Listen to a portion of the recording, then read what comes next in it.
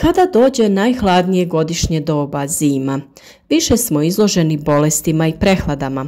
Dobar način za borbu protiv ovog rizika i poboljšanje našeg imunološkog sistema je konzumiranje zimnice.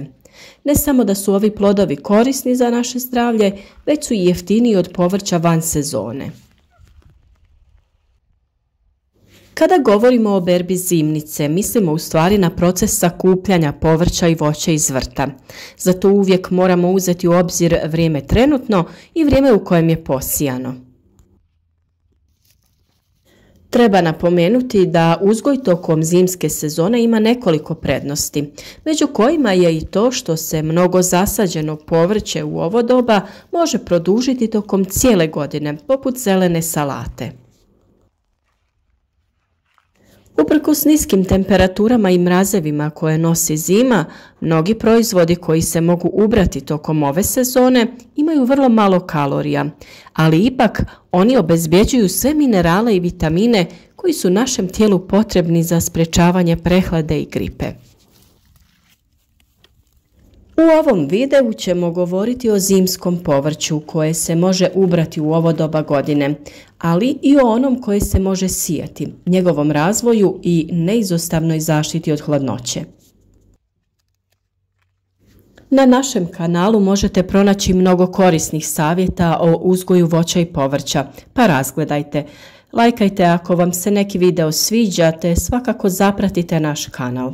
Pišite nam u komentarima otkud nas pratite, kako vi uzgajate biljke zimi, pitajte sve što vas zanima, a video možete podijeliti i na vašim društvenim mrežama.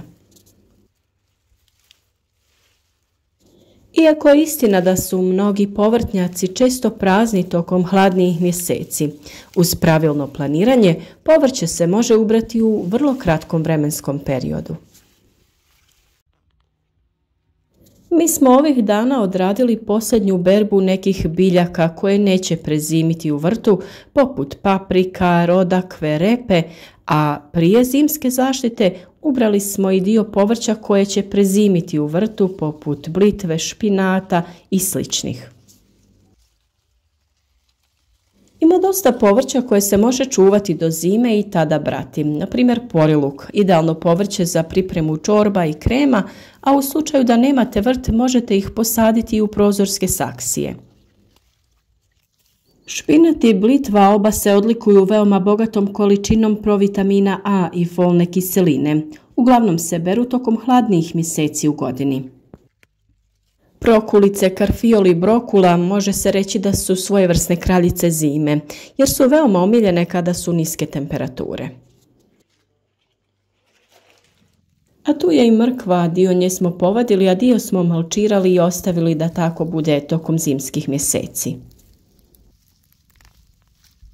Sada dolazimo do pitanja koje to povrće se može uzgajati zimi, jer postoji nekoliko vrsti koje dobro podnose hladnoću.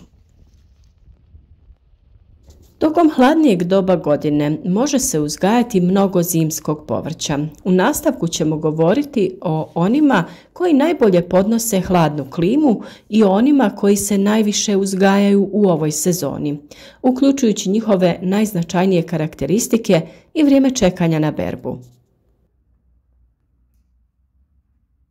Naravno da ćemo blitvu spomenuti prvu. Možemo je uzgajati tokom cijele godine, uključujući i zimi. Ovo povrće ističe se po tome što je veoma bogato vitaminima A, C i E i sadrži visok procenat vlakana. Listovi počinju izlaziti nakon otprilike 10 dana, a za berbu je spremna, naravno ovisno o temperaturi, za mjesec do mjesec i pol dana. Kao što smo već spomenuli, kupus je jedna od najboljih opcija za našu zimnicu, jer odlično podnosi mraz. Naravno, prije uzgoja ovog povrća moramo se pobrinuti da odaberemo sortu koja je otporna na hladnoću, kako se ne bismo razočarali. Kupus možemo ubrati nakon otprilike 3 mjeseca. Kao i kupus, karfil također odlično podnosi niske temperature i mraz. Da biste dobili dobru žetvu, važno je prethodno pravilno pripremiti tlo, jer ovo povrće zahtjeva mnogo hranjivih tvari za rast i razvoj. Najbolje vrijeme za sadnju špinata je između septembra i novembra. Ovo povrće vrlo brzo raste, pa ne čudi da prvu berbu uz povoljne uslove možemo dobiti već nakon mjesec dana. Idealno je povrće za prevenciju problema sa vidom, borbu protiv anemije i pomaže pravilnom funkcioniranju kostiju. Bez sumnje, zelena salata je jedno od povrća koje se najviše konzumira, posebno u područjima gdje je klima umjerena, a može se uzgajati i zimi bez problema. Ovo povrće obično se razvija između 20 i 60 dana do berbe. Iako se tako ne čini, jedno od najčešćeg zimskog povrća je i mrkva. Među brojnim dobrobitima koje nam ovo povrće donosi je visok sadržaj željeza i fosfora te njegovo umirujuće dejstvo na želučane probleme. Mrkva se obično može brati nakon 3 mjeseca. U nastavku ćemo pričati o savjetima za sadnju jer postoje neke tehnike uzgoja zimskog povrća. Neke zime uglavnom karakteriziraju niske temperature i visoka vlažnost. Ovo najhladnije godišnje doba je opet dobro za uzgoj jer će bolje razviti svoje plodove. Međutim, mnoga povrća smatraju se upravo zimskim jer su sposobna da izdrže niske temperature i mraz bolje od drugih. Tako će i poljoprivrednici, a i oni pojedinci moći iskoristiti povrtnjak i tokom zime. Međutim, svo ovo povrće je izloženo određenom riziku kada se suoči sa mrazom i hladnoćom.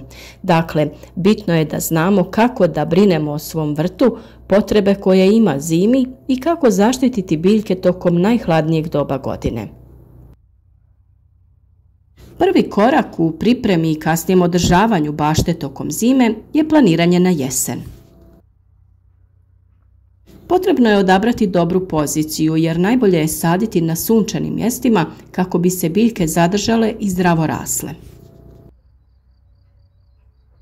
Također moramo izabrati koju vrstu povrća ćemo saditi u našoj bašti.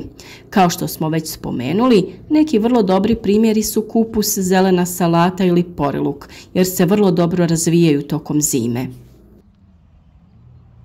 Također možete uzgajati crveni luk, rukolu, matovilac, radič, rotkvice i već pomenute blitvu i špinat. Zimi su glavni problemi za usjeve hladnoća i kiša i samim tim nameće nam se pitanje kako zaštititi baštu od mraza i niskih temperatura. Jedna od najboljih opcija za izolaciju od niske temperature je takozvani malč. To je sloj napravljen od prirodnih materijala koji se stavlja oko povrća. Može se koristiti slama ili sjeno koji se najčešće preporučuju u ovom zimskom razdoblju. Ovaj sloj će ih zaštititi od klimatskih promjena u tlu, oscilacije temperature i šteta na korijenju i listovima. Kako bi se sačuvalo povrće, uobičajena je upotreba plastičnih ili staklenih štitnika. Čak je dobra ideja pokriti baštu plastičnim tunelom. Ova vrsta štitnika će pomoći da se olakša sazrijevanje povrća. Postoji nekoliko mjera zaštite koje možemo poduzeti da zaštitimo svoju baštu od mraza i hladnoće. Koristite plastenike jer tako ćete produžiti berbu koja će samim tim biti produktivnija. Osim toga, neko povrće će moći bolje izdržati ako raste i razvija se u zatvorenom prostoru. Preporučuje se izbjegavanje korištenja gnojiva jer upotreba gnojiva na novim izbojcima ili listovima učiniti će ih mnogo osjetljivim na hladnoću, a posebno mraz. Stoga ih moramo izbjegavati zimi i ostaviti za proljeće. Ako je vrijeme hladno, dobra opcija je, ukoliko uzgajate povrće u nekim vaznama ili saksijama, da ih umotate u foliju sa mjehurićima. Na ovaj način će povrće bolje podnijeti niske temperature. Sljedeće što možete uraditi jeste da stavite zaštitne tkanine. One su dobra opcija za sprječavanje mraza, hladnog vremena i pljuskova. Postoje i mreže za hibernaciju, one se obično koriste u voćnjacima, vrlo su jednostavne za ugradnju i njihova funkcija u osnovi služi da štite od bilo kakvog lošeg vremena.